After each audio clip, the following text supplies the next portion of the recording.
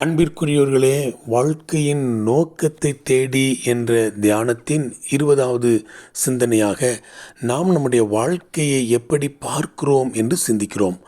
சிலருக்கு வாழ்க்கை என்பது ஒரு சர்க்கஸ், அது சிலருக்கு சுரங்கம், சிலருக்கு புதிர், சிலருக்கு இசை, சிலருக்கு வாழ்க்கை ஒரு பயணம், சிலருக்கு நடனம் அல்லது ஒரு சீட்டு விளையாட்டு போன்றது என்று சொல்லுவார்கள். நமது கையில் உள்ளவற்றை வைத்துத்தான் விளையாட முடியும்.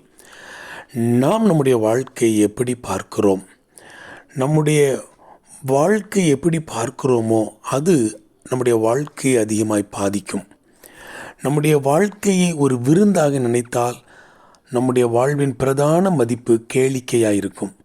நம்முடைய வாழ்க்கையை ஒரு ஓட்டமாக நினைத்தால் நம்முடைய மதிப்பீடு வேகமாக இருக்கும். நீங்கள் அவசரமாக வேலை செய்பவராய் பல நேரங்களில் காணப்படுவீர்கள். நம்முடைய வாழ்க்கையை மிக நீண்ட ஓட்டப்பந்தயமாக எண்ணினால் நம்முடைய வாழ்க்கையில் மதிப்பீடு பொறுமையாக இருக்கும். நம்முடைய வாழ்க்கையை போர்க்களமாக அல்லது விளையாட்டு போட்டியாக உருவகம் செய்தால் வாழ்க்கையில் வெற்றி மட்டுமே முக்கியமானதாய் தோன்றும்.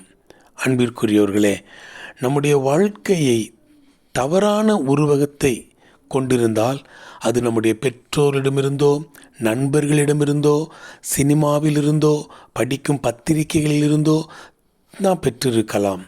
ஆனால் கடவுளின் நோக்கத்தை நிறைவேற்ற கடவுள் நினைக்கிற வாழ்க்கை உருவகங்களை பயன்படுத்த வேண்டும்.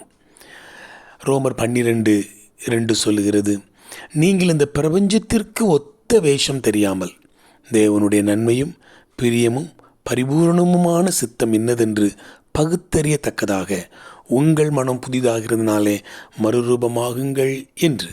வாழ்த்துக்களுடன், ஜார்ஜ்.